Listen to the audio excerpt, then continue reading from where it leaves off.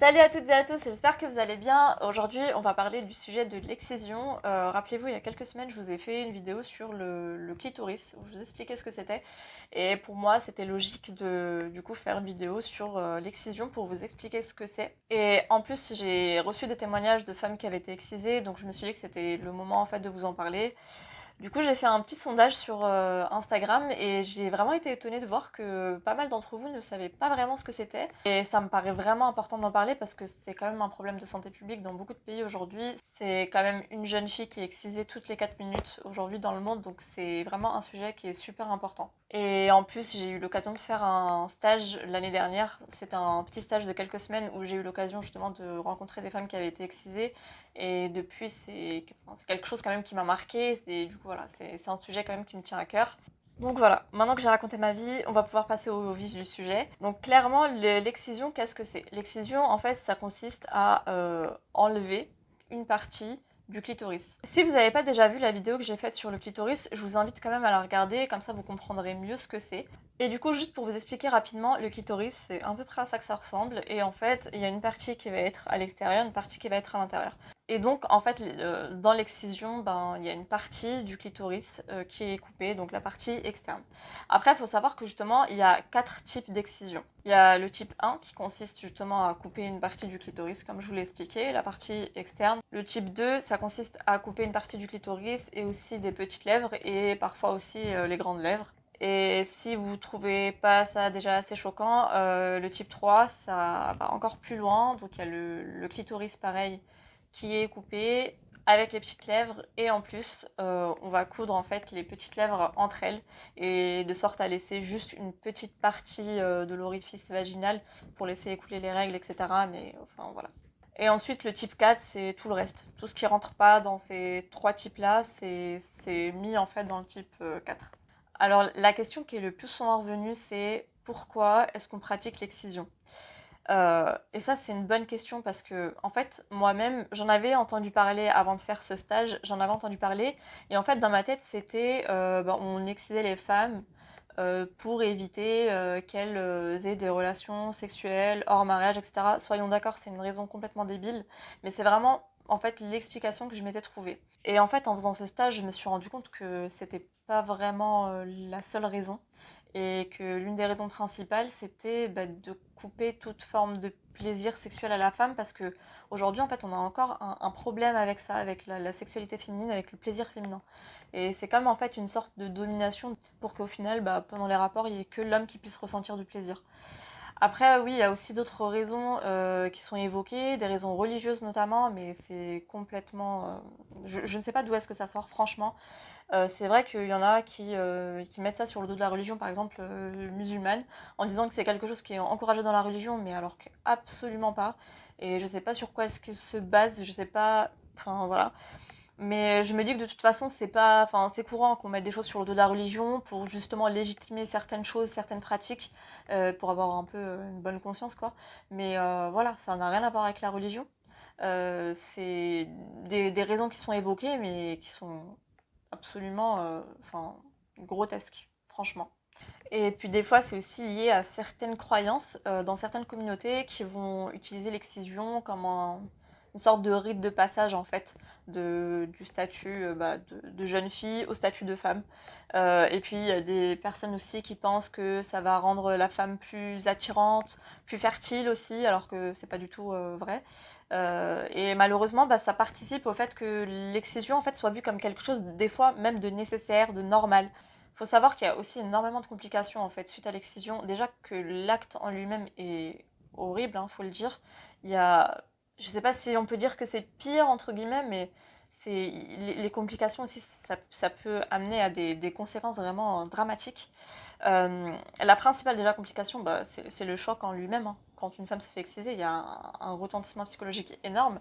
Déjà pour la douleur qui est ressentie au moment de l'acte, parce qu'il ne faut pas croire que c'est fait sous anesthésie ou pas du tout. C'est des actes enfin, qui sont faits à vif et bah, qui font ressentir énormément de douleur. Il y a le traumatisme, il y a le fait que bah, des jeunes filles aussi subissent ça et qu'elles ne comprennent pas ce qui leur arrive. Parce qu'il faut savoir que l'âge moyen de l'excision, c'est entre 5 et 14 ans. Après, il y a des femmes qui subissent ça beaucoup plus tardivement, d'autres beaucoup plus précocement, même des bébés qui se font exciser, ça existe. Et le problème, c'est que entre 5 et 14 ans, enfin, quand on vit ce genre de choses, on s'en rappelle. Et voilà, il y a des femmes qui peuvent être en état de stress post-traumatique suite à ça, parce que voilà, ça se comprend, c'est vraiment un événement traumatisant, quoi. Les hémorragies, les infections. Parce que, encore une fois, pas d'anesthésie, mais pas non plus d'asepsie. C'est des actes qui sont faits de manière clandestine, même dans des pays où c'est interdit, c'est des fois encore pratiqué. Le problème, c'est que je vous disais tout à l'heure que le type 3, c'était le fait de couper du coup le clitoris, les petites lèvres et de les coudre. Et en fait, nous, on va s'imaginer que le fait de coudre, on va s'imaginer une aiguille avec un fil et puis que c'est cousu comme ça. Mais en fait, absolument pas. C'est des fois des populations qui sont assez reculées, qui vont utiliser ce qui leur passe sous la main, donc des brindilles en fait. Et je vous laisse imaginer, enfin, c'est terrible parce que ça, c'est douloureux et c'est aussi il y a énormément d'infections en fait suite à ça. Et puis des hémorragies bien sûr parce que le fait de couper, enfin c'est quand même une partie du corps quoi qui est vascularisée. Ça peut faire des hémorragies, parfois qui peut même mener au décès. Et je m'en rappelle d'un témoignage d'une femme qui avait fui son pays parce que sa première fille avait été excisée et à l'âge de 7 mois et qu'elle était décédée suite à ça et qui a fui en fait parce que elle a accouché d'une deuxième fille et qu'elle avait peur que ça se reproduise. Et franchement, le fait de voir ça, c'est vraiment marquant parce qu'on se dit mais pourquoi est-ce que ce genre de choses existe? Pourquoi est-ce qu'on fait subir ça à un bébé de 7 mois quoi? Une autre conséquence bien sûr, c'est tout simplement la conséquence que ça peut avoir sur la vie sexuelle de ces femmes parce que comme je vous avais expliqué sur la vidéo sur le clitoris, le clitoris c'est vraiment le seul organe dédié au plaisir en fait. Donc si vous coupez ça, vous coupez en fait une partie du plaisir en fait de la femme. Ajouter au fait que déjà elles ont plus de mal à ressentir du plaisir, il y a aussi, comme je vous ai expliqué, le traumatisme qui fait que tout acte sexuel peut être vécu comme traumatisant parce que forcément ça va les ramener à ce qu'elles ont vécu. Et puis voilà, il y a aussi bien sûr d'autres conséquences, je peux pas tout vous lister dans cette vidéo, mais je vous mettrai des liens en barre d'infos si ça vous intéresse si vous voulez aller plus loin et lire plus de choses, je vous mettrai des liens en barre d'infos parce que voilà, c'est quand même un sujet intéressant et qui est utile je trouve. Une autre question qui m'a été posée c'est où est-ce qu'on pratique l'excision, d'où est-ce que ça vient? Et en fait, c'est vrai que souvent, quand on pense excision, on pense tout de suite pays d'Afrique noire. On pense que c'est vraiment pratiqué là-bas, etc. Mais pas que. Il y a aussi des communautés d'Asie, d'Amérique latine qui pratiquent aussi l'excision. Donc, c'est pas que dans les pays d'Afrique noire. Je vous mettrai aussi d'autres liens. Enfin, vous trouverez en fait une liste avec les pays où c'est pratiqué. Mais par exemple, c'est aussi pratiqué énormément, énormément, énormément en Égypte. Chose que je ne savais absolument pas et qui personnellement m'a choquée, d'autant plus que c'est des médecins majoritairement qui pratiquent ça.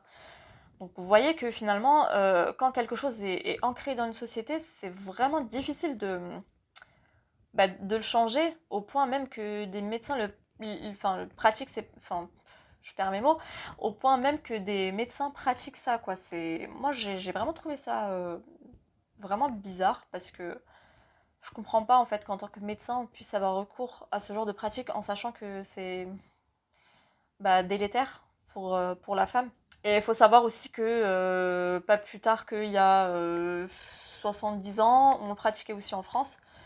C'était pratiqué surtout pour des raisons soi-disant médicales, pour traiter certaines maladies, jusqu'aux années 1950. Ça a été pratiqué aussi en France, donc c'est pas si vieux que ça. Alors pour finir cette vidéo, ça me paraît important quand même d'évoquer les moyens dont on dispose aujourd'hui, des chirurgies qui peuvent exister, et des moyens de lutte aussi contre l'excision. Surtout que j'imagine qu'il y aura peut-être des femmes qui vont regarder cette vidéo qui ne savent pas que l'excision peut être réparée entre guillemets. Et donc oui, il y a des chirurgies en fait qui existent pour réparer en quelque sorte le clitoris. En fait, c'est tout simplement, on va aller chercher une partie du clitoris qui est à l'intérieur, comme je l'avais expliqué, il y a une partie à l'extérieur, une partie à l'intérieur, et on va en fait le sortir pour reconstituer le clitoris. Et c'est vrai que de cette manière-là, il y a beaucoup de femmes qui ont réappris réapprivoiser leur corps, à réapprendre à se connaître et à découvrir aussi le plaisir féminin qui leur avait été enlevé, quoi. Et puis franchement, c'est super bien parce que il y a des témoignages, il y a beaucoup de témoignages de femmes que vous pouvez trouver sur internet qui ont eu recours à ce genre de chirurgie, qui sont absolument ravies de ça. Je sais aussi qu'il y a par exemple à la Maison des femmes de Saint-Denis, il y a un médecin, enfin une gynécologue qui pratique ce genre de reconstruction. Et il y a aussi des groupes de parole, donc si des femmes sont intéressées, elles peuvent y aller et au moins trouver du soutien, rencontrer d'autres femmes qui ont eu recours à ces chirurgies. Et puis en plus c'est trop bien parce que après ça reprend exactement la même couleur que la peau, enfin vraiment c'est super bien. Faut savoir aussi qu'il y a des associations qui existent, des organisations qui sont là pour justement lutter contre ça. Maintenant, ce qui est difficile, c'est que justement, comme je vous l'ai dit, c'est tellement ancré en fait dans les cultures, dans les sociétés, que c'est quelque chose qui est difficile en fait de montrer que c'est finalement pas quelque chose de bien, surtout quand c'est vu comme quelque chose de normal, de nécessaire. Et surtout, le problème, c'est qu'il y a des femmes aussi qui participent à ce que l'excision perdure, parce qu'il y a des femmes qui pratiquent elles-mêmes l'excision sur d'autres femmes, sur d'autres jeunes filles. Donc c'est quelque chose, voilà, qui est ancré, même si c'est vrai qu'il y a de plus en plus de femmes justement qui luttent contre ça, qui ont même été exciseuses et qui justement maintenant luttent contre l'excision, donc je trouve que c'est quelque chose de bien, ça donne un bon exemple, mais voilà, ça reste quand même quelque chose de difficile, mais c'est un travail de longue haleine et il y a des associations justement pour ça. Je vous mettrai aussi des liens en barre d'infos. En tout cas, sachez que si vous avez souffert de ça, si vous l'avez vécu, il y a des moyens maintenant qui existent, il y a des associations qui peuvent vous aider, il y a des chirurgies, des associations qui sont là aussi pour vous. Donc voilà. Bah écoutez, la vidéo touche à sa fin, j'espère que j'ai quand même été plutôt claire dans mes explications. C'est un sujet que franchement qui est difficile, je pense que c'est la vidéo qui a été la plus difficile à tourner, à écrire aussi, parce qu'il y a beaucoup d'informations. Je voulais vous donner le maximum d'informations sans non plus faire une vidéo de 30 minutes parce que sinon c'est trop long. Le but c'est que vous sachiez aussi quand même un peu ce que c'est, que vous soyez sensibilisés à ça. Et bien comme d'habitude je vous invite à liker la vidéo si elle vous a plu, à la partager, à commenter. N'hésitez pas à donner votre avis, à donner plus d'informations aussi s'il y a des choses que j'ai pas dites. N'hésitez pas à les dire en commentaire. Et n'hésitez pas aussi à me suivre sur Instagram parce que c'est là-dessus où je vous pose des questions justement pour faire ce genre de vidéos. Je m'inspire aussi de vos questions. Et voilà. Bah écoutez, sur ce, je vous dis à dimanche prochain. La prochaine fois, je ferai une vidéo quand même un petit peu plus légère, je pense, parce que c'est un sujet qui a été un peu difficile. Mais voilà, bah écoutez, je vous dis à dimanche prochain et prenez soin de vous. Salut!